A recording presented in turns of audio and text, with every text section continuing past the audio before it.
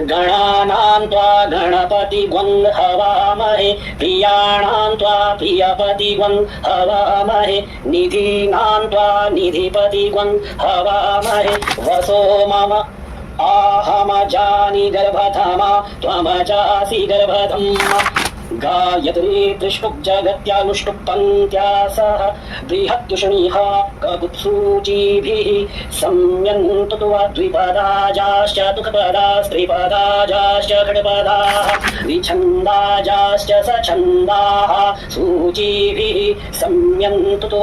सह स्तोमाः सह छन्दस आवृतः सह प्रमाविखयः सप्तदेव्याः पूर्वेखां पन्थ मनु दृश्यधीरा अन्वाले वीरे रथ्यो नरस्मिन्न जज्जाग्रतो दूरमुदयति देवन्तदु सुप्तस्य तथैवेति दूरङ्गमं ज्योतिखान् ज्योतिरेकन् तन्मे मनः शिवसङ्कल्पमस्तु जेन कर्माण्यपसो मनीकिणो यज्ञे कृणवन्ति विदधे कुधीराः जदपूर्वं यक्षमन्तः प्रजानां तन्मे मनः शिवसङ्कल्पमस्तु जदप्रज्ञानमुत चेतो धृतिश्च ज्योतिरन्तरमृतं प्रजासु जस्मान्नरिते किञ्चन कर्म क्रियते तन्मे मनः शिवसङ्कल्पमस्तु जेनेदं भूतं भुवनं अविख्यत परिगृहीतममृतेन सर्वं जेन यज्ञस्थायते सप्तहोता तन्मे मनः शिवसङ्कल्पमस्तु यस्मिन् ऋचः सामजजुवङ्की यस्मिन् प्रतिष्ठिता रथनाभाविवाराः यस्मिंश्चित्तगुं सर्वमूतं प्रजानां तन्मे मनः शिवसङ्कल्पमस्तु तुकारति वशुवा निवजन्मनुख्यान् नेनीयते भीषुभिर्वाजिन इव ऋतुप्रतिष्ठन् जदजिरञ्जविष्टन् तन्मे मनः शिवसङ्कल्पमस्तु हरिः ॐ सहस्रशीर्षिखा पुरुखः सहस्राक्षः सहस्रपात स भूमिवन् सर्वतस्मित्वाद्यतिशब्दशाङ्गुलं पुरुख एवेदग्वं सर्वं जदभूतं जच्च भाव्यम् उतामृतत्वशेषानो जदन्नेना तिरोहति एतावानस्य महिमा तो जायाश्च पुरुखः पादोऽस्य विश्वा भूतानि त्रिपादस्यामृतं दिवि त्रिपादूर्ध्व उदेत् पुरुखः पादोऽस्येह भवत्पुनः ततो विक्वं व्यक्रा मत्साशना न शने अभि ततो विराड जायत विराजो अधिपुरुखः स जातो अत्यरिच्यत पश्चात् भूमि मथो पुरः तस्माद्यज्ञात् सर्वभूतः संभृतं पृथदाज्यं पशुस्ताश्चक्रे वायव्या नारण्या ग्राम्याश्च ये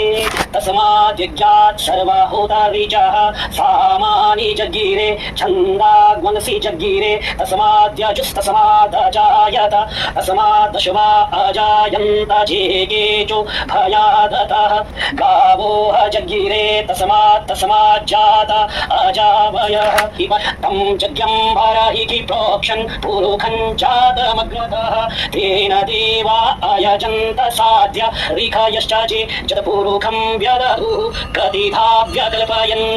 मुखं किमस्य सीत् किं बाहु किमूरुपादा उच्येते ब्राह्मणोऽस्य मुखमासीत् बाहुराजन्यः कृतः ऊरु तदस्य जदवैश्यः पदव्यागुशूद्रो अजायत चन्द्रमा मनसो जातश्चक्षोः सूर्यो अजायत श्रोत्राद्वायुश्च प्राणश्च मुखादग्निरजायत नाभ्या आसीदन्तरिक्षगं शीर्षोद्योः समवर्तत पदभ्यां भूमिर्दिशः श्रोत्रात् तथा लोका अकल्पयन् मुखेण हविका देवा यज्ञमतन्वत वसन्तो स्यासीदाज्यं क्रीक्म इदमः शरद्धविः सप्तास्यासन् परिधायस्ति सप्तसामिधः कृताः देव जद्यन्तं वाना अबध्नन् पुरुखं पशुं यज्ञेन जज्ञामय जन्त देवास् तानि धर्माणि प्रथमा न्यासन्न देहनाकं महिमानः सचन्त चतुर्पूर्वे साध्याः सन्ति देवाः अद्भ्यः संभृताः पृथिव्यैव सा च विश्वकर्मणः समवर्तताग्रे तस्य तुष्टा विदधतूपमेति तन्मर्दस्य देवत्वमा जानमग्रे वेदाहमेतं पुरुकं महान्तमादित्यवर्णन् तमसः परस्तात् तमेव विदित्वा मृत्युमेति नान्यः पन्था विद्यते यनाय प्रजापतिश्चरति गर्भे अन्तर्जायमानो बहुधा विजायते तस्य जोनिं परिपश्यन्ति धीरास् तस्मिन् हातस्तुर्भुवनानि विश्वा जो देवेभ्य आतपति जो देवानां पुरोहितः पूर्वो जो देवेभ्यो जातो नमो रुचाय ब्राह्मणे रुचं ब्राह्मण जनयन्तो देवा अग्रे तदब्रुवन् यस्त्वयेवं ब्राह्मणो विद्यात् तस्य देवा असन्वशे श्रीशते लक्ष्मीश्च पत्न्या बहोरात्रे पार्श्वे नक्षत्राणि रूपमश्विनौ व्यातं इष्णन्निखाण मुम्म इखाण सर्वलोकम् इखाण हरि ओम। रुद्री चैप्टर 3। आशुः शिशानो वृषभो न भीमो घनः क्षोभणश्च ऋषणीनां संकन्दनो निमिष एकवीरः शतवंशेन अजयत्साकमिन्द्रः इति संकन्दनेन निमिषेण जिष्णुना जुत्कारेण दुश्चवनेन धृष्णुना तदिन्द्रेण जयत तत्सह ध्वञ्जुतो नर इकुहस्तेन विष्णा इकुहस्तैः सनिखङ्गिभिर्वशीषगुं सृष्टा सयुध इन्द्रो गणेन सगुं सृष्टा चित्सोमपा बाहुषजुग्रथन्वा प्रतिहिताभिरस्ता दिक्ते बृहस्पते परिदीया रथेन रक्षोः मित्रा अपबाधमानः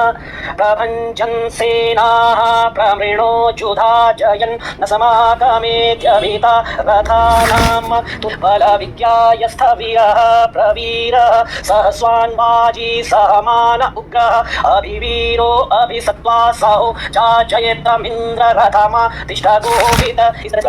गोत्रभिदङ्गोविदं वज्रबाहुञ्जयन्तमजुम प्रमृणन्तमोजसा इमग्वं सजाता अनुवीरयत्वमिन्द्रग्वं सखायो अनुसग्वं रभस्वम्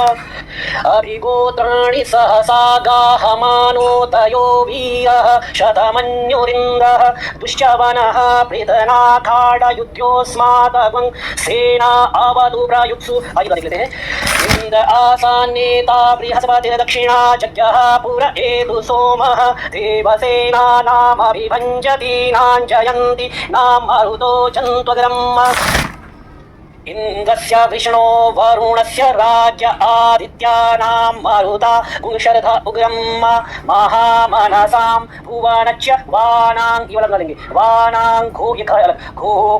देवानां जयतामुदस्तात्